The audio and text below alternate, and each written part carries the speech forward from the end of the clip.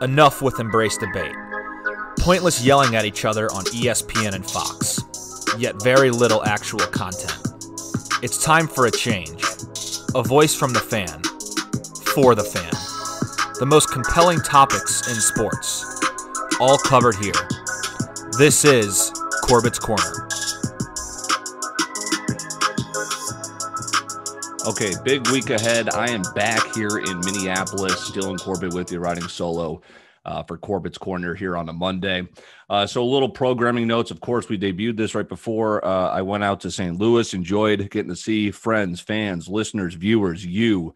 Always love getting to kind of get back to St. Louis. Is, you know, how Barstool kind of started in New England, Boston, and they're spreading to like nationwide. That's what I guess I'm trying to do, and I'm kind of feeling is St. Louis. Obviously, you know, I've got most people that know me still following me. I made my way up to the Dakotas. I've got a following there. People are branching out down to Texas, listening us over on the West Coast. You know, so it's just all about branching out, and I appreciate each and every one of you.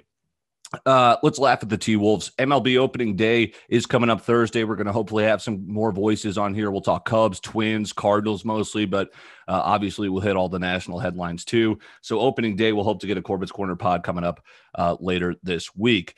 Elite Eight tonight and tomorrow. We'll briefly touch on that, but we begin with the NBA. And then also I'm in talks with we're kind of going to do like a mock draft with I'm going to get like 10 of, you know, my buddies, 10 different fans from different fan bases. And we'll do kind of a mock draft as it is about a month away for the NFL draft. Okay, Timberwolves. After the All-Star break, right, they hadn't won a game with Chris Finch yet. I said they would go 3-7 in their next 10. They went 4-6. I said that back on the Corbett's Corner on March 8th. I honestly think the T-Wolves will not win a game until 420. Shout out 420. I don't think they're going to win until 420 or 421. Why? Their schedule is absolutely grueling. Why also? They're absolutely terrible. You know this, right? This is my shtick. I think Glenn Taylor is robbing the city of Minneapolis. It's just the Timberwolves exist to rob the people their money because they don't know how to do. They refuse to get ownership that actually knows how to run a basketball organization. They've been showing that for decades now. So here's what's coming up. Brooklyn tonight. I was initially not going to take Brooklyn. It's -11. Brooklyn hasn't been covering these big spreads lately, but it's the T-Wolves. I think I'm going to do it. Of course, rinse, wash, repeat. Let's go with Brooklyn tonight, -11. Then the Knicks are the 4 seed in the East. So then they've got the Knicks at Memphis, a tough team, at Philly, best of luck, versus Sacramento. That's interesting. That might be a win there, but again, I could see that being a loss. At Indiana, at Boston, versus Chicago. Any disagreements yet? Versus Brooklyn. Okay, second time they played them in this stretch, but it's also Brooklyn and the T-Wolves, right? And then you follow that up with Milwaukee, then Miami, then the Clippers. And now here's where you're going to get one of them. You got Sacramento back-to-back. I think it's going to be a 12 or 13 game losing streak for the worst team in the NBA, and we will continue to keep an eye on those spreads, and we'll keep cashing. Corbet's also another programming note. Guest better Eddie Courts will be returning. So fan favorite. He made it to all the way to day 7, right? And he lost on the final day. He's a big MLB guy. He's a huge NHL guy, as most of you know as well, if you follow Corbett. So we're excited to get him back starting tomorrow. College basketball tonight. Who do you like? I took Baylor. Baylor's been cashing. I've been fading Arkansas a lot throughout the tournament, even though they've obviously been advancing all the way here to the Elite Eight. However, they just most recently escaped a scare against Oral Roberts. I'm on Oregon State +8 tonight. They've been the surprise of the tournament. I certainly did not pick them to go this far. I had them losing first round, I believe, to Tennessee maybe, or no, they had the 12-5. But Baylor's really good. I've had them in Final Fours. My bracket's been asked, but in Final Fours. And that's kind of Baylor and Gonzaga have been really the only two that have kind of done a bunch for us here. And then on Tuesday, it's USC and Gonzaga. Gonzaga, like Baylor's, been just running through their opponents. Haven't made plays on that. Maybe we'll get some thoughts on Corbett's there for tomorrow. But Gonzaga and USC's tomorrow night. Michigan, UCLA. That was the one I did pick, was UCLA going to the Elite Eight. Mick Cronin has done a great job with that team. And it's going to be an interesting one. Juwan Howard, speaking of incredible jobs with teams. So UCLA and Michigan tomorrow night, too. That line is 7 in favor of Michigan. Before we wrap up basketball, I heard something just fascinating. So you guys know how at the end of games, it's almost grueling. It's almost grueling and absolutely terrible with all the late game fouling, right? Because you have to foul. Okay, points here. We need points there. Oh, we don't want to lose. Foul, foul, foul. All of a sudden, the final 18 seconds of game clock turn into like 8 minutes of televised time. That's not working with today's attention spans. You've seen the All-Star game the last 2 years, and I know it was in honor of Kobe Bryant, right? His unfortunate passing. So it was like, hey, last 2 years, we're honoring Kobe. Fourth quarter is not timed. It's the leading scorer, the top team who's leading the game, right? You add 24 to that, and then it's first to that number, right? So there's a chance the other team can come back just by kind of not fouling. They're incentivized not to give the other team points, but playing hard defense without time. A little bit more exciting. I don't know if you've watched the NBA All-Star game the last 2 times, but that could be the future of basketball. Why? So I forgot, I read this in the New York Times newsletter this morning that this guy invented, hey, this is the way to make the last 2 minutes of a game more entertaining, less, watching us shoot free throws. And now the NBA has heard of this from this guy and they put it into their All-Star game. The NBA is known to make changes. They've changed originally just no 3-point line. Okay, now 3-point line.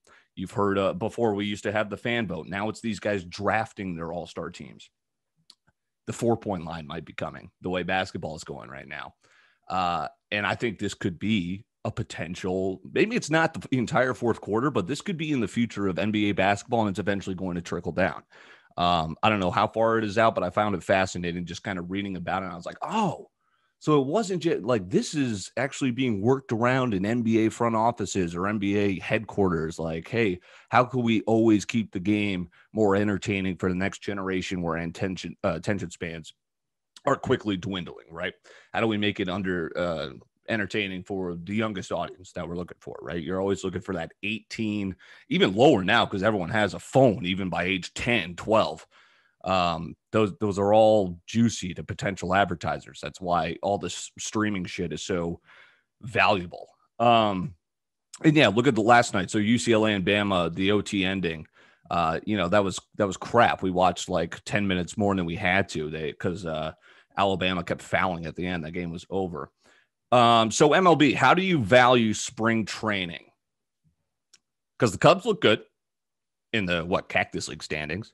The Marlins look good. That's off of a playoff appearance. The Royals, I think, we're at the top of the league. How do you view it? It's like preseason football, I think. So that's interesting to me. I do want to kind of save further thoughts for MLB baseball, a pod before opening day, get a little bit more voices in here than just me rambling here to you. But I do appreciate you listening. Subscribe, rate, review. Check out CorbettSports.com. That is the centerpiece to everything here, the menu options. If you like the sports talk, if you like the sports gambling, if you like finance, if you like winging it, or if you like them all, that's a place to check them out. If you like each one individually, that's a place where you can see them all in kind of more organized pages. Just some thoughts on the Cardinals. Goldschmidt looks good. He's just a model of consistency. I love having his jersey. I'm excited to him. How about Waino? I was calling on him to retire, I think a couple of years ago after the injuries were adding up. The ERA was inflating, and then he just absolutely came out of nowhere again. Vintage Waino, and how he's doing it at this age is just incredible. So they bring him back, 1-year deal. I was all for it. I drafted him on my fantasy team. He is lighting up spring training. I love Waino this year. I think he's just going to be back in the rotation guy, hopefully a postseason. Obviously, he's got 2 titles, right? If the Cardinals can make a run, it'll be because Waino has a good season and he performs in the postseason. And I like what he's doing in spring training. Cubs, I thought they were going to be terrible. They shipped everyone off. The Ricketts don't have money. Blah, blah, blah. Epstein leaves. Zach Davies looks great. I love that pickup in return for Yu Darvish. Jock Peterson, he's been quietly the talk of spring training. 8 bombs. You think that's going to play in the Wrigley Summers with that wind? I think it's going to be a very competitive Central. I am no way, shape, or form ever counting out the Cubs, especially this decade, right? This past 10 years. Twins, high expectations again. What is going on with that offense? Max Kepler, 3 for 41. Ooh. Miguel Sano, 6 for 40. Byron Buxton, 6 for 37. I thought this was the Bomber Squad, not the Whiff Nation. That's worrisome. Again, what do you value spring training is all. I will leave it at that. But I do love Kenta Maeda this year. He had a fantastic Twins debut season last year, and he is he looks like he poised for another year, like so, as he is continuing to load up a low ERA, great numbers here in spring training. I think it's going to translate to a good regular season.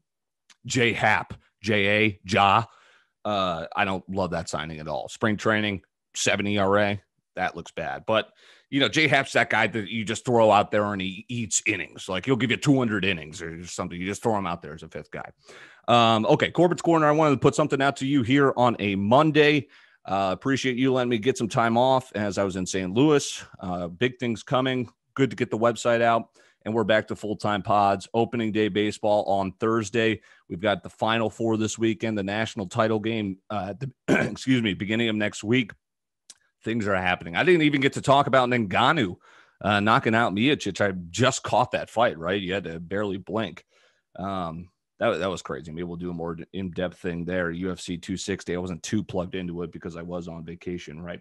But I will be plugged in from here on out. Appreciate you, the listener. Subscribe, rate, review wherever you get your podcasts. It's a follow on Spotify. It's a subscribe on Apple Pods. Leave a review and a rating if you would there as well. And then check out CorbettSports.com. It's an easy to use on your phone, on your Mac, on your tablet, computer, etc. So we appreciate it. We'll get core trades out sometime tomorrow. We will get winging it on its usual day on Wednesday, and then we'll preview MLB opening day this weekend and the Final Four. MLB opening day Thursday and the Final Four this weekend. Have a good Monday. I'll talk to you tomorrow.